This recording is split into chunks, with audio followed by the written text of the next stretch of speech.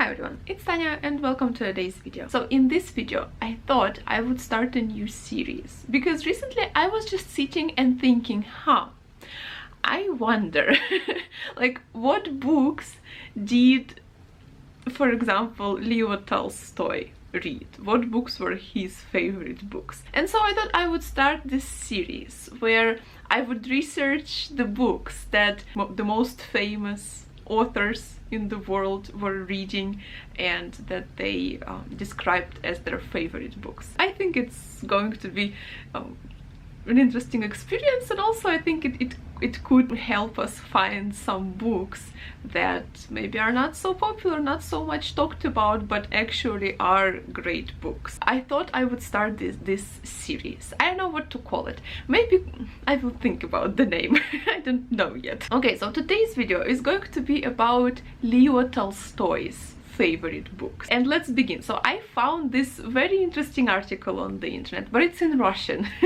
I mean, if you know Russian, I will link it down below in the description box. Maybe some of you know Russian, maybe some of you are Russians, so then you will be able to check out this article for yourself if you are interested. But basically, yeah, this article talks about Leo Tolstoy's favorite books, and it separates his life into like a few periods, and so it attributed separate books to separate periods. Okay, so let's start with the first period, his childhood, the age until he turned 14. I will not talk about all the books, I will just talk about a few of them. So for example, the first book on the list is a Bible. So I feel like it's, you know, it's not necessary to discuss this book because obviously he was brought up in Russia, in Russian traditions, and everybody at that time was brought up in Orthodox Christian faith. So it would be logical that Bible probably was one of his favorite books. Next one are Russian fairy tales and Russian folklore tales, which is, I feel like, also very logical. Okay, so the book that I want to talk about is The Black Hen. I actually found it is translated into English, so I found some different editions of this book and different translations. So in one variant it's translated The Little Black Hen, in another one it's just The Black Hen. And this is a fairy tale by a Russian author, Pogorelsky. And this is a story about a boy who finds this black hen. He befriends this black hen, and then the black hen turns out to have come from a different world, from an underground world, where she brings this boy, Alyosha. His name is Alyosha. But yeah, so basically it's this just, you know, fairy tale, childish story about these adventures of this boy Alyosha in that underground world. Next book that Tolstoy loved when he was a child is 1001 Nights, so fairy tales from that book. Which I also haven't read. I think I will at some point, but not like now. Now it's not on my priorities. But I feel like everybody knows what 1001 Night is. So he loved that. Next period of his life, teen years. So from 14 years old till 20. So basically when he's like a teenager, a very young boy turning, you know, older. Interestingly enough, one of his favorite books in this period was Confession by Jean-Jacques Rousseau. So in this book, Jean-Jacques Rousseau, he kind of starts this tradition of autobiographical narrative, and he describes his life, like the first 30 years of his life, with all like tribulations and his struggles and the questions that raise in front of him and that he has to solve. And so Tolstoy was very much impressed by this book, and later he wrote his own confession. I started reading it just like out of interest, just when I was, you know, looking for the information for this video, and he starts it with the story how he kind of stopped believing in God. He starts with discussion that, like, as a normal Russian child, he was brought up in this religion, and he didn't deeply believe it, but he kind of trusted. He trusted the adults, he trusted the people who taught him this, and he kind of accepted it as a given. but he never really like truly deeply believed it. And so when he got older and older and he started noticing like older boys making fun of it, he kind of decided for himself that it is good to follow this religion and to live like everybody lives, but not take it too seriously, because otherwise you become a clown. Because one of his older brothers, he really deeply started living this right life and praying, going to church and doing everything that has to be done according to the religion, and everybody was making fun at him. And so Tolstoy's decision like for himself was, don't take it too seriously, don't take it too far, because then you're just a clown. So that was like just that was like very beginning, and I thought it was interesting. He had some very interesting like thoughts about it. And then I checked this book on the internet, and I like Russian internet, and there was one comment that like, you better read this confession than read Anna Karenina or War and Peace, because this is like his real thoughts, his real mind, what bothered him, what worried him, and how he approached different things in his life. Like this is like the actual man, you know. So I mean, obviously it's just an opinion, but I thought it was interesting. And now I really want to read Tolstoy Confession and then Jean-Jacques Rousseau Confession too, because Jean-Jacques Rousseau apparently is the one who started this whole confession series in the world. Okay, so next book that Tolstoy really enjoyed when he was a teen was none other than David Copperfield. David Copperfield by Charles Dickens, which I have, by the way. I have this beautiful edition. What are they called? Macmillan Collector's Library. I like it. It is so small and it's so like good in your hand, and it also has like these gold edges, and it's just so beautiful. I'm very excited to jump into this one. So yeah, Tolstoy really liked it. So that makes me excited, and it makes me very curious also to pick it up. Next book is by a Russian author, and it is V. So V by Gogol. V is a horror story. It's not actually a book. It's like a story, short story in the collection Mirgorod. So usually it's sold as a collection of short stories, Mirgorod by Gogol. And so V is one of those. And it is kind of spooky. I didn't read it, but I watched adaptations. I think I watched like one Soviet adaptation. Soviet movies are the best. Old Soviet movies are really good. So I don't know, I just like them. So I watched that adaptation, and it is spooky because it's about witches and demons and, you know, priests and exorcists, and it's just like all together it's a little bit kind of scary. For me, at least. I feel like for majority of people it wouldn't be too scary. For me it was a little bit terrifying. But yeah, V by Gogol was one of Tolstoy's favorite books when he was young. And then one more book that is mentioned here, A Sentimental Journey Through France and Italy by Lawrence Sterne. And so Lawrence Sterne is another author who started another tradition in literature, which is like travel diaries, but like sentimental travel diaries. And as far as like I know, he traveled through France and Italy, and he described his like very much personal experience, because before that people were writing books about like classical studies in that countries, and they didn't really talk about their personal experiences, and that's what Lawrence Sterne did, as far as I understood. So that was another book that Tolstoy very much enjoyed. Next period of his life, when he was a very young man, so from the age of 20 till the age of 35, and at that time he enjoyed such books as Herman and Derreta by Goethe. So as far as I know, Herman Herman and Derreta isn't like really a long book. It's more like a epic poem about a young man who comes from well-off family, and they live in like a German town, and refugees start appear in his town, because in France at that time revolution happens and people flee from those events, and they flee across the river to Germany. Among those refugees, the young boy, he meets Dorothea, who was a girl, a refugee as well, and he found her when she was helping another woman to deliver a baby. And so he was just very much taken aback by her virtues and he fell in love with her.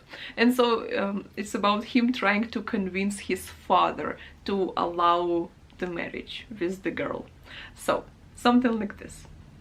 So Herman and Derreta by Goethe. Another book that he really liked in this period was The Hunchback of Notre by Victor Hugo, which this book I also haven't read, and I didn't watch any movies.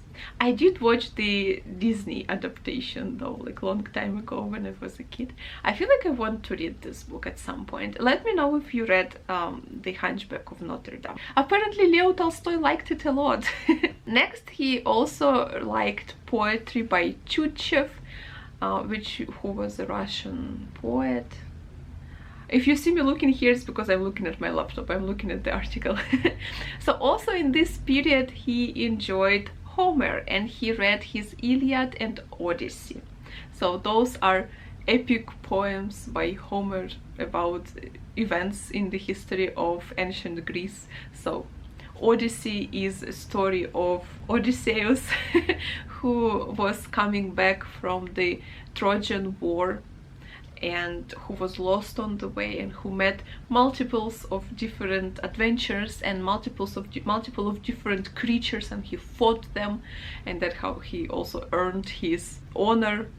And the Iliad, which is also dedicated to the Trojan War and the adventures of Achilles. And the last book in this period, which I was actually quite surprised to see there, are actually Plato's dialogues. Plato is a student of Socrates, another ancient Greek philosopher. However, he is not proven that he was an actual historical figure, because we only know about him from Plato's dialogues. And so all of Plato's dialogues feature Socrates talking to different people and proving different of his ideas. And the way he did it, he was doing it by asking questions. So it's kind of the person is talking and explaining his beliefs, but then Socrates would start asking questions to kind of bringing him to the result that Socrates wanted. Like, it was a very interesting also approach. So one of the dialogues that Tolstoy enjoyed apparently was Symposium.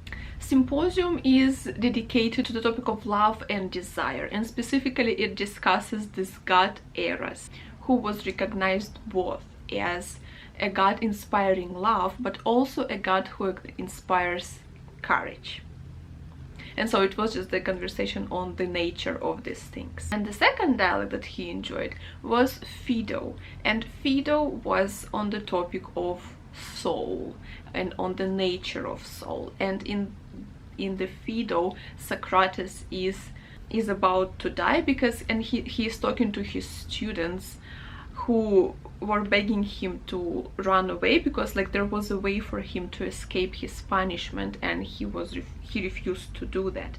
And so yeah, he was just teaching them about the nature of human soul. So these are the two dialogues. Next period is 35 to 50 years old. In here we continue seeing Victor Hugo, and in this case in this period Tolstoy really enjoyed Les Miserables. And it is written that he particularly enjoyed the portrayal of how the political historical context affect personal lives of his different characters, and he particularly enjoyed the characters in this book. So the next is not necessarily a book, it's like a chronicle. So it's Barchester Chronicles by Anthony Trollope, which I was also very excited to see here, because in the October TBR a lot of people recommended Anthony Trollope to me and said that he has some brilliant books, so I'm also very excited to explore this author. Let me know which Anthony Trollope's novel is your favorite. Let me know in the comments which Anthony Trollope's novel is your favorite. And then also on this list we see Felix Hold, The Radical, by George Eliot, which I actually haven't heard. I feel like I haven't heard about. I feel like maybe Middlemarch and Silas Marner are George Eliot's most famous books. I mean, it's not like I know a lot of books by, you know, English authors, so I am no indicator, but just, yeah, I haven't heard about this book before. So Felix Hold. Now I am interested and I want to read it also for myself, because it says that it's a social novel written by George Eliot about political disputes in a small English town at the time of the First Reform Act of 1832. So I guess it's also going to be some social discussions in this book, so must be interesting. Then we are down to the last period in his life, which is 50 years old until 63 years old. And in this period we see that he really gets very interested in like philosophy and spirituality, not so much maybe religion, but more like philosophical aspect of, like, you know, life in general. So yeah, philosophy of life, I guess you could say, because on this list we can see Pascal's pensées. I'm not sure, it's a French word, so basically thoughts. In Russian it's мысли, so it's like thoughts, Pascal's thoughts, but the name is French. And so this is very much also a religious work of Pascal's life, his thoughts on religion and Christian faith, and it's kind of defense of Christian faith. So like that. I don't know if I'm interested, maybe not yet, maybe in the future, but currently not so much. However, I remember from the university, when I studied in university, I studied philosophy. A lot of, you know, a lot of philosophers, they, especially in Middle Ages, they tried to prove existence of God. And so Pascal, he's not so much like middle ages, he's already older, but still, so he also has proof of existence of God, and I feel like it was the most logical thing that I have ever experienced, because like all the previous philosophers, whenever I read their proof of existence of God, I was like, that's a stretch, you know, that's a stretch. But in case of Pascal, I was like, that's actually very logical, because it is. It's not necessarily a proof of existence of God, but it's just, it kind of shows you that you better believe in God. So basically what he was saying, Pascal said that, so look, we will never know if God actually exists or not. Like human people cannot see, they cannot prove it. It's impossible to human mind. However, just look, let's assume that God does not exist and you believe in God. So what will happen to you? Nothing will happen. Like, you will just believe in God, nothing terrible will happen to you. If you don't believe in God and God doesn't exist, then also nothing will happen. So like, whatever. But if God exists, and you believe in him, you are golden, everything is great, you will go straight to heaven. Wonderful, great. However, if the God exists and you don't believe in him, well, then you are in trouble. That's why you're just better believe in God. Just believe in God, because either way, nothing will happen to you. Either way, you'll be fine. So that was Pascal's proof of existence of God. And I'm like, very logical, very logical. I feel like I really liked it. You know, no pretense and just pure logic. So that's how I remember Pascal, by his proof of existence of God. But yeah, I don't feel like I'm ready to read his thoughts yet. The next book that was Tolstoy's favorite in his last part of his life was the Analects by Confucius. I haven't read it. I don't know, but it's apparently a study and, like, you know, outlook on human life and how it is supposed to be lived, something like that. I don't know, but he loved it. There is another Chinese philosophical work on this list, which is Tao Te Ching, also a philosophical work which I haven't read, and I don't know, maybe not going to. Who knows what I will be in the mood in the future. When I am Tolstoy's age, maybe I will be in the mood for this work, but not currently. And we also have The Voice of Buddha, and particularly Li Te Vistrata, I hope I pronounce it correctly, Li Te Vistrata Sutra, so sutra about life of Buddha. So there you have it, guys, all the books that were Leo Tolstoy's favorite books in different periods of his life. So out of this list, I feel like for me personally, currently, the most interesting books that I would love to read are Felix Hold by George Eliot, Barton Chronicles by Anthony Trollope, Victor Hugo, when I feel like I am ready for it. Also Homer, I would love to read Homer, Goethe. But I feel like Goethe is just this, it's not a very long work. I would just would like to read Goethe like his other works. I need to read I need to read it. Charles Dickens, David Copperfield, and Confession. But Confession first, I want to read Tolstoy's Confession, and so after that maybe I will read Jean-Jacques Rousseau's Confession. So these are the books. Let me know in the comments if you are interested in any of these books and you would like to read them yourself. Let me know your favorite books by Anthony Trollope, favorite books by George Eliot.